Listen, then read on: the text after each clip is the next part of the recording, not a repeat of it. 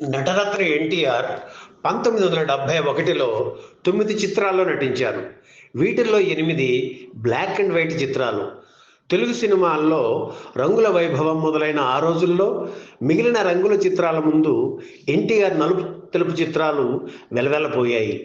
వరుస అపజయాలు వస్తుండటంతో తల్లడిల్లిపోయిన ఎన్టీఆర్ ఫ్యాన్స్కు ఊరట ఇచ్చిన చిత్రం శ్రీకృష్ణ సత్య.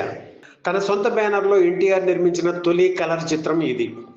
ఆయన గురువు కేవి రెడ్డి దర్శకత్వంలో రూపుదిద్దుకున్న శ్రీకృష్ణ సత్య క్రిస్మస్ కానుకగా 1971 డిసెంబర్ 24న విడుదలైంది. ఈ సినిమాలో ఎన్టీఆర్ శ్రీరామ, రావణ, శ్రీకృష్ణ పాత్రలు పోషించారు.